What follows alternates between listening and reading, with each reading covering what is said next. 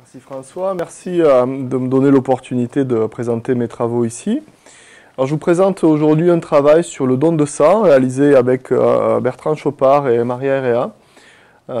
Ce travail est à l'origine un travail qui a été débuté à l'IRDES, où je suis chercheur associé, qui est l'Institut de recherche et de documentation en économie de la santé, à Paris, suite à une demande de l'établissement français du sang, qui est en fait l'autorité française qui s'occupe de collecter et de distribuer, de stocker et de distribuer le sang et les produits sanguins. Alors, c'est un thème relativement innovant, on va dire, puisque les économistes traitent depuis assez peu de temps les questions de don de sang. On va voir pourquoi. Et je vais essayer de vous montrer, c'est aussi une vertu pédagogique pour les étudiants de doctorat ou de post-doctorat qui pourraient être dans la salle.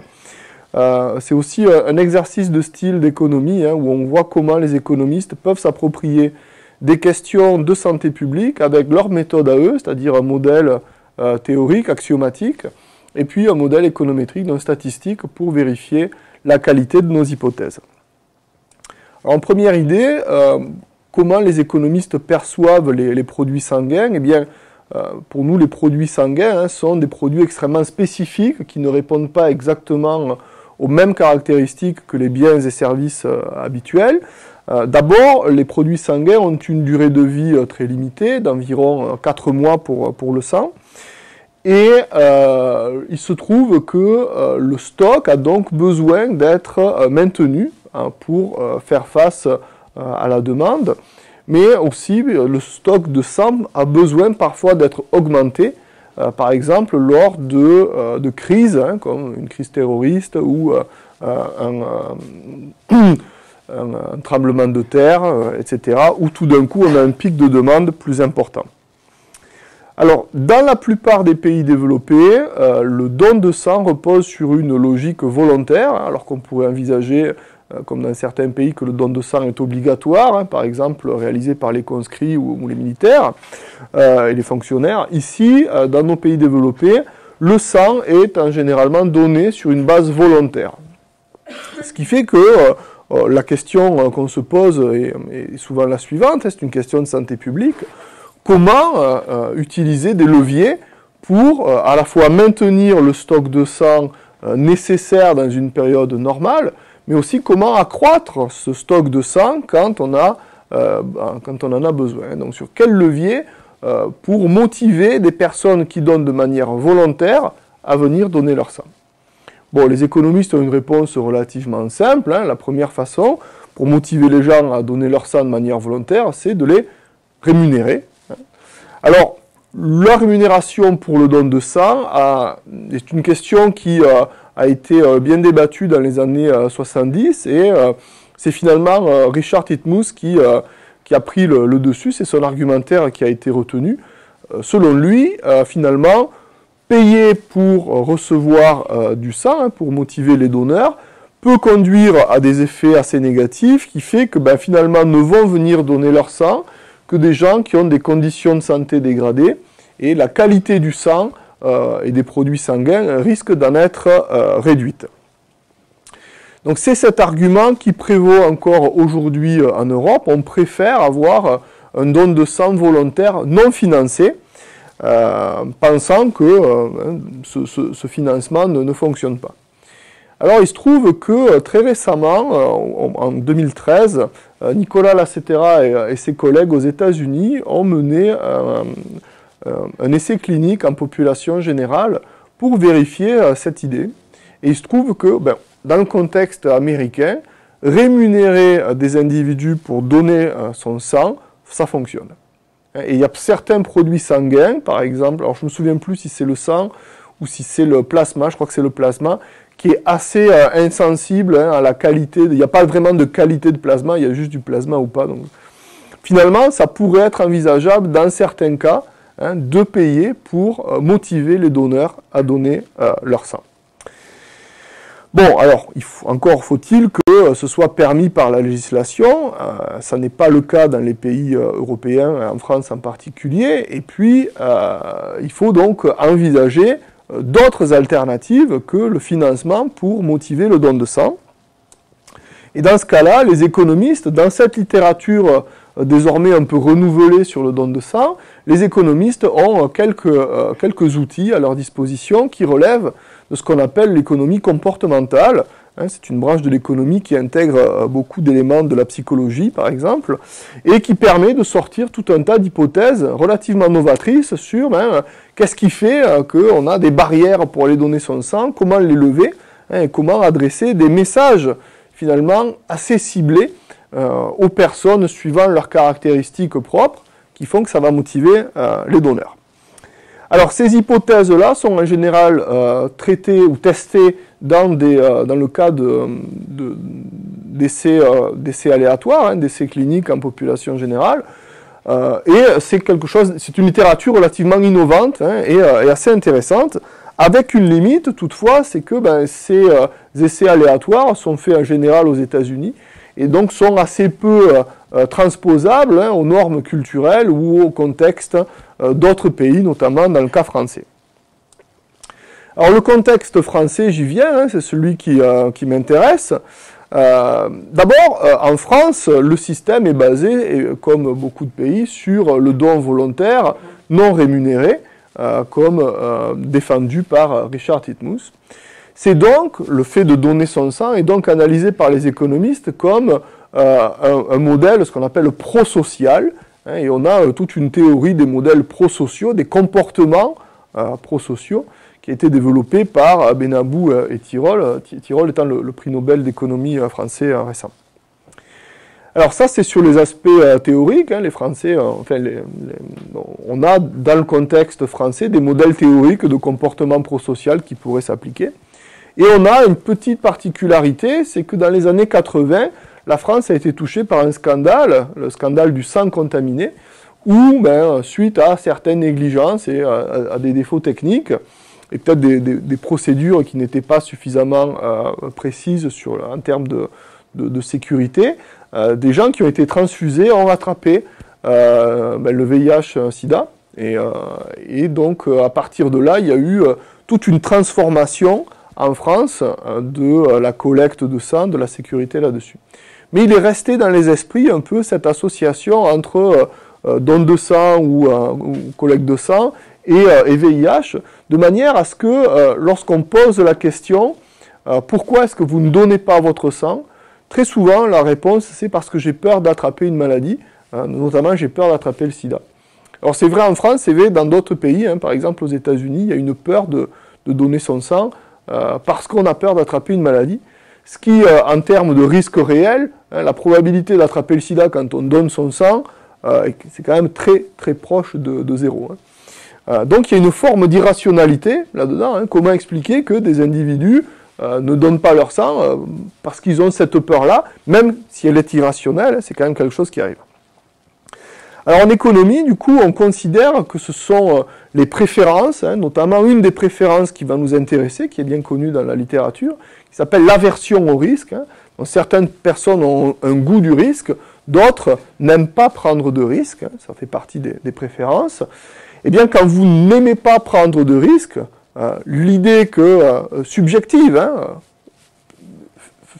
même si elle est fausse, l'idée subjective qu'on peut attraper une maladie ou détériorer sa santé en donnant son sang, eh bien, va faire que peut-être ça va réduire votre incitation à aller donner du sang. Et donc, on va tester cette idée-là dans ce travail. On va tester l'idée selon laquelle certaines préférences, notamment l'aversion au risque, réduit la probabilité ou la propension à donner son sang en population générale.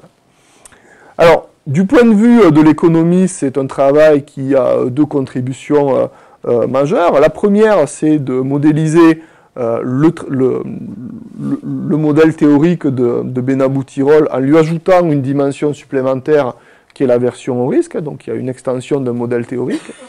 Et puis au niveau statistique, au niveau empirique, on va essayer de tester les nouvelles hypothèses que ce modèle formel nous propose. Ce qui vous intéresse peut-être plus, c'est les enjeux en termes de santé publique. L'idée générale, c'est une requête de l'établissement français du sang, c'est comment, en cas de pénurie, ou comment, de manière générale, motiver les donneurs pour venir jusqu'aux camionnettes ou aux hôpitaux pour donner leur sang. Alors le modèle théorique qu'on propose est le suivant, il est inspiré du modèle de Benabou et Tirole. Les économistes définissent une fonction objective, qui est la fonction d'utilité. L'agent représentatif cherche à maximiser son utilité sous contrainte de ressources. Voici la première fonction d'utilité, c'est celle d'un individu qui décide de ne pas donner son sang. Vous voyez que les arguments de cette fonction d'utilité sont limités. Pour simplifier, ce qui va motiver mon don de sang, mon niveau de satisfaction, c'est mon état de santé et ce que j'appelle mon altruisme impur, c'est-à-dire la satisfaction que je vais retirer à ne pas aller donner mon sang. Alors typiquement, dans certaines religions, il est défendu d'aller donner son sang. On peut penser que certains individus retirent de la satisfaction à ne pas aller donner leur sang. Deuxième individu, celui qui décide d'aller donner son sang. Voici la forme de sa fonction objective, sa fonction d'utilité. Alors si je décide d'aller donner mon sang, il faut que je sois préparé à soutenir un certain risque perçu pour ma santé. C'est un risque multiplicatif, et donc il y a un risque pour moi d'avoir une détérioration de ma santé. Ça influence donc mon état de santé global. Deuxième idée, si je vais donner mon sang, c'est que peut-être j'ai, en tout cas dans le modèle de Benabou et Tirole, de l'altruisme pur, c'est-à-dire je vais donner mon sang parce que ça contribue à la société et c'est une valeur que je porte. Deuxième idée, j'ai peut-être de l'altruisme impur, c'est-à-dire que je vais donner mon sang pour le faire savoir autour de moi et bénéficier en retour d'un certain prestige, d'un gain réputationnel lié au fait que je donne mon sang. Alors typiquement, ce gain réputationnel, cet altruisme impur, il va dépendre de plusieurs choses. La visibilité de l'action, la volonté, ma volonté propre d'apparaître altruiste aux yeux des autres, et aussi une espèce d'altruisme pur qui lui-même va valoriser l'ensemble. Et enfin, dernier point, il y a un coût à aller donner son sang, c'est ce qu'on appelle un coût d'opportunité en économie. Lorsque je vais prendre du temps pour aller donner mon sang, eh bien, je renonce à une activité productrice ou de loisir qui me permettrait d'améliorer ma satisfaction par ailleurs.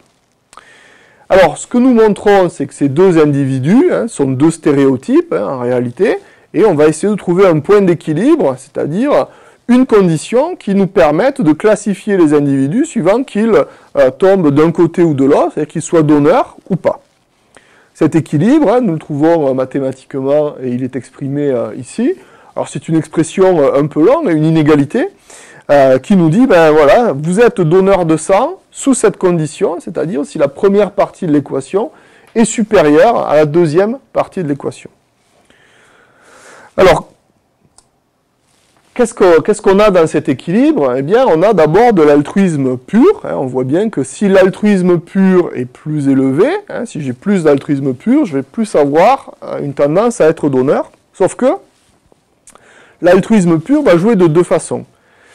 Si je suis donneur, si ça accroît ma probabilité d'être donneur, eh bien, ça veut dire qu'en devenant donneur, j'augmente mon risque perçu sur la santé. Or, ce risque perçu sur la santé diminue ma satisfaction, donc j'ai aussi moins de chances de donner. Vous voyez cette idée? Et donc, en fait, on a un double effet pour la plupart des variables, qui jouent à la fois à gauche et à droite de l'équation. Et donc là, on est obligé de poser quelques hypothèses, puisqu'on ne peut pas déterminer quel effet l'emporte, est-ce que c'est celui de gauche ou de droite qui l'emporte, et donc on va poser comme hypothèse que le premier effet l'emporte sur le second, c'est-à-dire que l'altruisme pur favorise plutôt le fait de donner son sang, plutôt qu'il ne le réduise. Deuxième idée, avec le gain réputationnel net, c'est-à-dire l'altruisme impur. Alors, l'altruisme impur, lui, va dépendre, en gros, ce que je vais retirer comme satisfaction de mon don de sang, lorsque je le fais savoir, l'altruisme impur va dépendre de la situation dans laquelle je donne mon sang. Si je suis dans une région, dans un environnement où je suis le seul à donner mon sang, eh bien je vais bénéficier d'un statut de héros, entre guillemets, puisque je suis le seul à contribuer à l'ensemble de la communauté, et donc c'est une position héroïque. En revanche, si tout le monde donne son sang, et que je décide de ne pas donner, eh bien dans ce cas-là, je vais être stigmatisé en étant à la marge. Donc, il y a deux possibilités, hein. Je peux être, enfin, deux bornes, hein. Je peux être soit plutôt du côté héroïque, hein, soit je peux être du côté de la honte, hein. Ce sont ces deux motifs qui peuvent me déterminer à donner mon sang. Soit j'ai un désir d'apparaître comme un héros, soit j'ai envie d'éviter la honte associée à la non-donation. Donc nous allons ici poser également une hypothèse. Nous allons considérer que dans le cas français, la honte l'emporte sur l'héroïsme. Troisième idée, le coût de donner son sang. Hein, ben là où, pareil, on voit que le coût de don du sang, le coût d'opportunité, est présent dans les deux parties de l'équation. De la même manière, on va supposer que le premier effet l'emporte sur le second.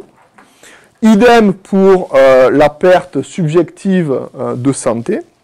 Et puis pour la santé, vous le voyez ici, hein, la santé apparaît plusieurs fois et sous des termes compliqués, hein, à la fois des effets multiplicatifs, puis des termes au carré et des termes additifs dans l'équation. Donc c'est un peu plus compliqué d'avoir une hypothèse assez simple sur la santé. Donc on va finalement ne pas en poser et voir comment les données nous permettent d'affiner naturellement la question de la santé. Ce qui nous intéresse en premier lieu, c'est évidemment la forme de l'aversion au risque. Alors vous noterez que chez les économistes, l'aversion au risque n'est pas une variable qui entre dans la fonction d'utilité. Ça n'est pas une ressource, c'est une préférence. Elle est donc déterminée par la forme de la fonction objective, par la forme de la fonction d'utilité. De manière formelle, cette mesure d'aversion que nous avons, qui s'appelle l'indice de Haro et Pratt, c'est la forme suivante, hein, c'est la dérivée seconde de la fonction d'utilité divisée par sa dérivée première. Donc c'est uniquement dans la forme de la fonction que nous faisons apparaître au final, dans cet équilibre, l'aversion au risque, qui n'est pas considérée initialement dans notre équation. Alors voilà, là pour l'aversion au risque c'est plus simple, hein. L'indice d'Haro-Pratt est uniquement du côté droit de l'inéquation, donc on va considérer que plus l'aversion au risque augmente, et plus ma probabilité d'être donneur se réduit. Hein, c'est l'hypothèse la plus simple, mais aussi la plus intuitive du modèle. Alors nous allons confronter maintenant les hypothèses de ce modèle théorique aux données dont nous disposons. Les données ont été créées à l'IRDES, l'Institut de recherche et de documentation en économie de la santé, dans le cadre d'une enquête qui s'appelle l'enquête santé-protection sociale, qui a lieu tous les 2 ans, qui est une enquête nationale, appariée au fichier de l'assurance maladie. Donc on a l'ensemble des remboursements, l'équivalent de la RAMQ au Québec, donc on a l'ensemble des remboursements des dépenses de santé, et puis tout un tas de variables habituelles sur les conditions sociales et démographiques des ménages et des individus, les conditions économiques, les préférences, hein, par exemple, et puis toutes les conditions sociales et de santé, hein, puisqu'on a un large éventail de variables de santé. Notre échantillon se réduit... Alors, cette enquête a bénéficié en 2012 hein, de la contribution de l'établissement français du sang pour rédiger, en plus des questions habituelles, un module spécifique au don de sang. Et l'échantillon que nous allons traiter ici est réduit entre les 18 et 70 ans. Pourquoi? Parce que l'âge légal de don de sang, hein, c'est entre 18 et 70 ans en France. Nous allons retenir l'ensemble des variables disponibles dans cette enquête, hein, et puis je vais préciser plus tard comment j'ai spécifié les modèles. Alors ce qui se passe, c'est qu'on va pouvoir classifier les donneurs de sang grâce au module spécifique créé avec l'établissement français du sang. Mais vous allez voir qu'il y a une petite difficulté qui est qu'en réalité, en France, même si vous êtes dans la fourchette 18-70 ans, tous ceux qui veulent donner leur sang ne peuvent pas donner leur sang pour des restrictions médicales, hein, notamment suite à l'affaire du sang contaminé, notamment. Alors il va falloir prendre en compte cet effet-là, il va falloir classifier les donneurs en 3 catégories, ce qui est assez standard au niveau de l'établissement français du sang. Voici le diagramme qui nous a permis de classifier. La question que nous posons en entrée, c'est « Avez-vous déjà donné votre sang au moins une fois dans votre vie? Si oui, est-ce que vous l'avez fait au cours des 12 derniers mois ?» Et là, si vous dites oui, c'est que vous êtes un donneur, on va appeler actif. Hein. Donc c'est quelqu'un qui a donné son sang dans les 12 derniers mois. Si vous avez déjà donné votre sang dans votre vie, mais que vous ne l'avez pas fait au cours des 12 derniers mois, quelle en est la raison? Et là, on va rejoindre tous ceux qui n'ont jamais donné leur sang, au moins une fois dans leur vie. Et on va leur poser 3 types de questions. Est-ce que vous n'avez pas donné votre sang au cours des 12 derniers mois ou jamais dans votre vie? Pour la raison suivante. Premièrement, est-ce que vous avez un problème de santé permanent? Par exemple, une maladie chronique, un cancer ou du diabète qui exclut le fait d'être donneur. Deuxièmement, est-ce que vous avez un problème de santé temporaire? Par exemple, vous avez un rhume ou une grippe qui vous empêche de donner aujourd'hui ou au cours des 12 derniers mois, mais qui peut-être, dans quelques temps, vous permettra de donner. Et enfin, une troisième case, avec tout un choix de modalités, y compris une modalité ouverte où les individus peuvent s'exprimer, où on demande, est-ce qu'il y a une autre raison qu'une raison liée à votre état de santé qui fait que vous ne donniez pas? J'ai peur des aiguilles, j'ai pas le temps, je ne vois pas du tout à quoi ça sert, etc., etc. On a donc 3 catégories, des donneurs actifs, des donneurs potentiels, qui n'ont pas encore donné ou qui ne donnent pas au cours des 12 derniers mois, mais qui pourraient le faire dans le futur. Et c'est entre ces 2 catégories que finalement se joue le vrai arbitrage, entre être donneur ou pas.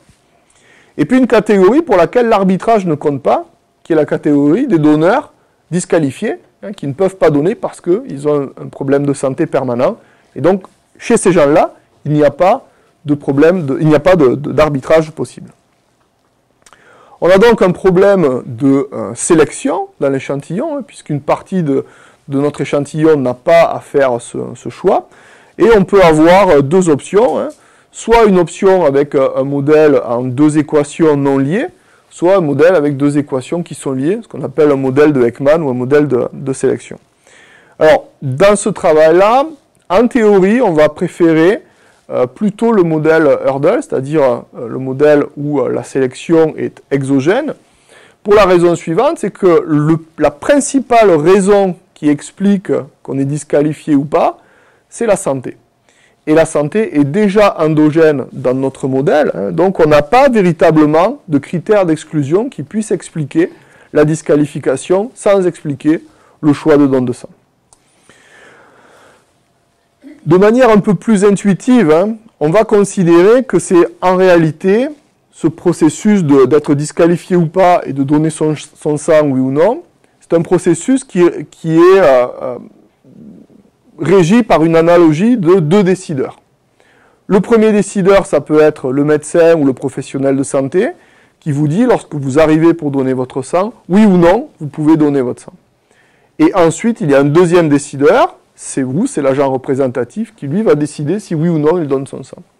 Dans le cas où il y a 2 décideurs pour la sélection, il n'y a pas véritablement de problème de sélection, on peut considérer la sélection exogène.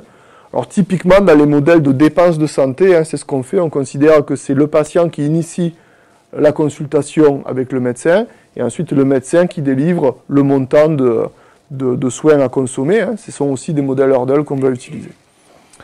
Alors le Hurdle, dans notre cas, ce sera un modèle probit bivarié. Alors pourquoi un probit et pas un logit? Parce que ça permettra de comparer directement avec un modèle de Ekman pour lequel une hypothèse de normalité des résidus est nécessaire.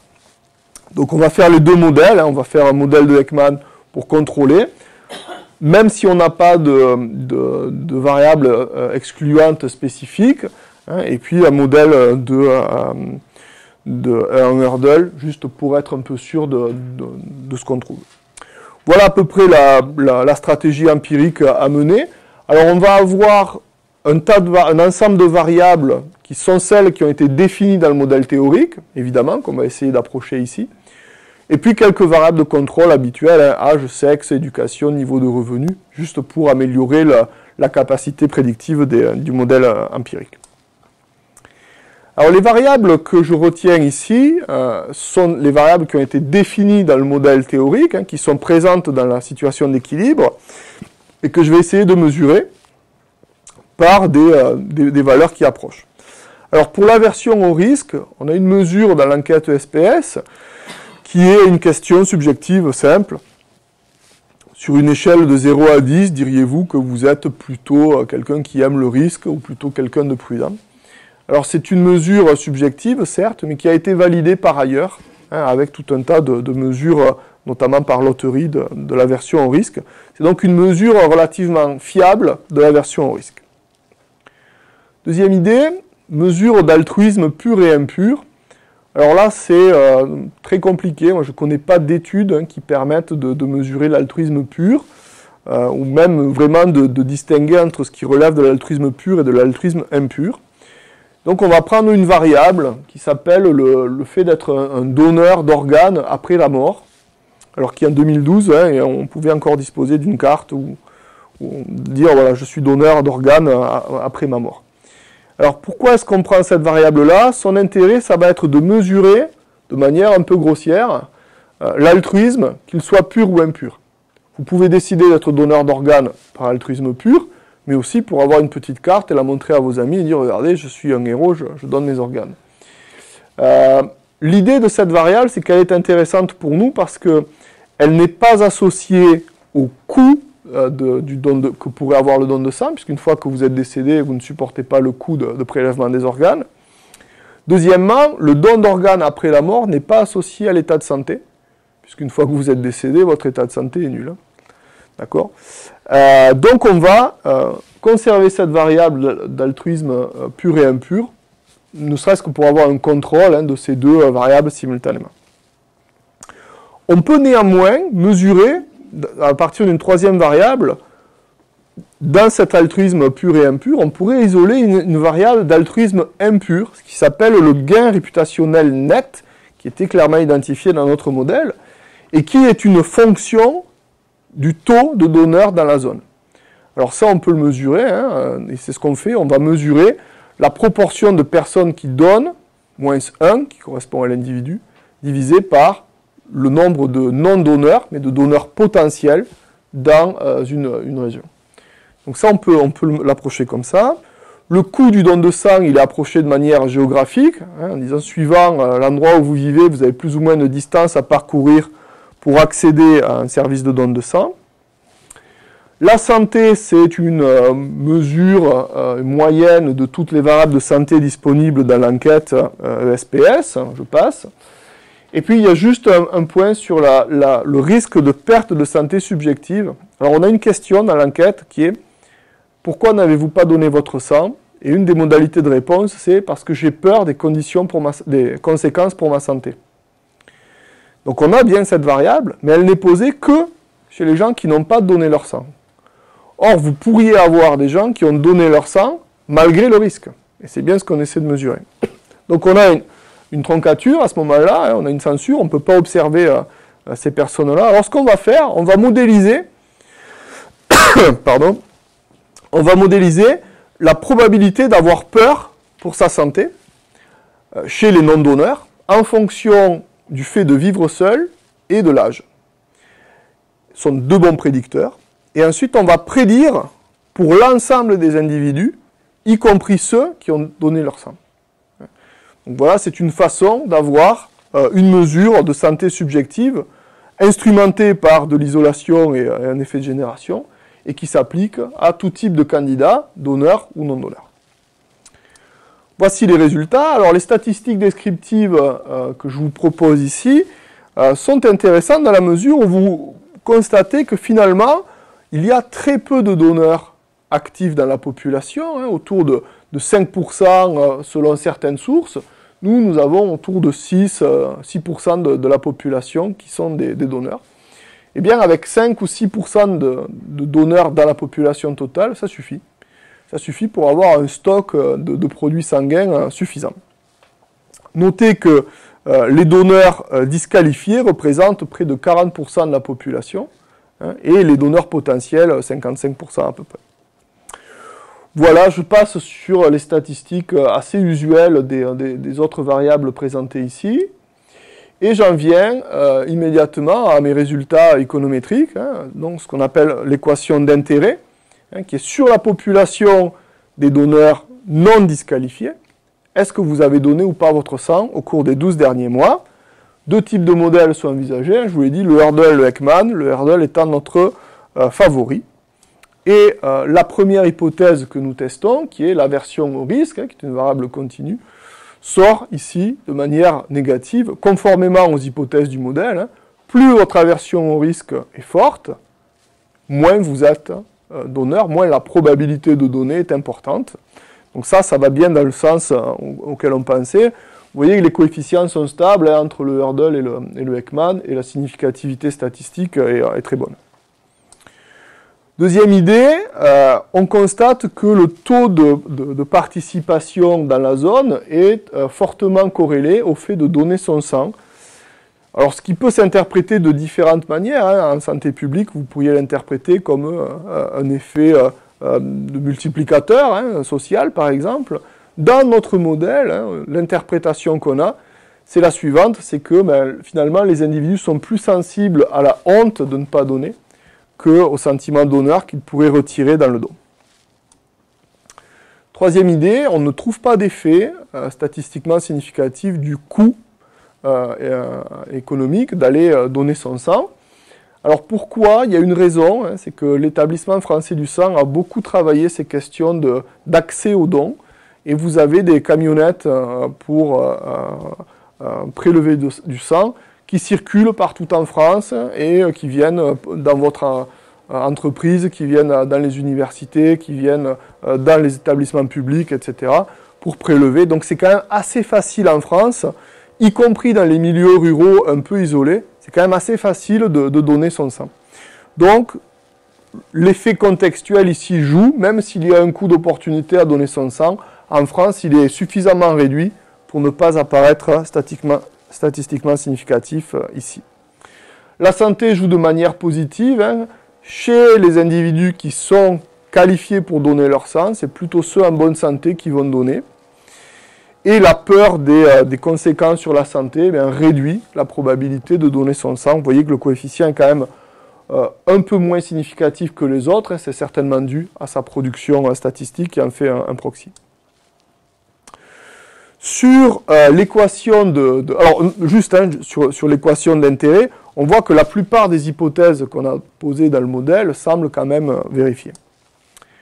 Sur l'équation de sélection, qui nous amène quelques informations complémentaires, il y a quelque chose d'assez intéressant, qui est que finalement, quand vous êtes disqualifié pour donner votre sang, vous êtes plus souvent donneur d'organes, ou vous pratiquez la vaccination, vous êtes plus souvent. Vous avez une probabilité de vous vacciner plus forte et une probabilité de donner vos organes plus forte. Et on interprète ça comme un effet de substitution, c'est-à-dire si vous avez un comportement prosocial, vous aimeriez donner votre sang, mais vous ne pouvez pas pour des raisons de santé, donc vous pouvez toujours donner vos organes, ou bien vous vacciner, puisque le vaccin, ce n'est pas uniquement pour se protéger, c'est aussi pour endiguer l'épidémie et protéger les autres. Donc ça, c'est un effet de substitution assez intéressant, et vous voyez que les deux variables ont respectivement des signes qui sont assez proches, et donc qui s'interprètent de manière similaire. Évidemment, sans surprise, ce qui explique qu'on est donneur qualifié ou pas, c'est l'état de santé, mais ça, on s'y attendait sans surprise. Et enfin, une comparaison des coefficients de corrélation des résidus généralisés des deux probits nous montre que l'hypothèse théorique qu'on avait posée sur notre Hurdle est bonne, donc il y a bien comme deux personnes qui décident, donc le médecin qui vous dit si vous êtes qualifié ou pas, et l'individu qui décide d'être donneur ou pas. C'est donc le Hurdle, statistiquement, notre meilleur modèle. Je termine là en concluant. Alors, cette étude nous amène deux résultats assez novateurs dans la littérature sur le don de sang. D'abord, les individus averses au risque ont une probabilité plus faible de donner leur sang, ce qui veut dire qu'en France, le don de sang est perçu comme un comportement à risque. Donc, en termes de messages à envoyer à la population pour cibler les donneurs, on sait qu'il faut cibler ces populations-là. Deuxième idée, ce sont plutôt des considérations de honte qui semblent être à l'œuvre, plutôt que des considérations en termes héroïques auprès des donneurs. Alors, on pourra discuter des implications de ces résultats. On peut déjà discuter de la méthode. Sur le modèle théorique, on a deux hypothèses qui sont qui peuvent poser problème. La première, c'est qu'on a choisi un risque sur la santé de forme multiplicative, alors que ça pourrait être un risque additif. La deuxième, c'est que le coût d'opportunité est exprimé en santé, alors qu'il pourrait être exprimé en termes économiques. Alors on a travaillé ces deux options-là, et il se trouve que ça complexifie le modèle, mais ça n'apporte pas d'hypothèse raisonnablement plus intéressante que celle qu'on a. Deuxième idée, on peut toujours discuter la méthode économétrique, notamment les variables qu'on a utilisées et la mesure dans laquelle elles approchent suffisamment les concepts théoriques qu'on a développés. Bon, là aussi, la discussion est ouverte, hein, mais on fait souvent avec ce qu'on a. Alors enfin, pour essayer d'aller un peu plus loin, sachez que ce travail est une première étape qui doit déboucher vers la mise en œuvre d'un essai clinique en population générale avec l'établissement français du sang et l'IRDES, dans lequel on va s'intéresser à la question suivante. Qu'est-ce qui fait que lorsqu'un individu accepte de donner son sang pour la première fois, il fera ensuite le choix soit de revenir donner son sang de manière régulière, soit au contraire de ne plus le faire. Donc on va s'intéresser au don de sang initial et puis au choix de revenir ou pas. Et ça, c'est une question assez importante en santé publique, notamment pour l'établissement français du sang, et qui nous intéresse en économie pour la compréhension des mécanismes de décision individuelle. Je vous remercie.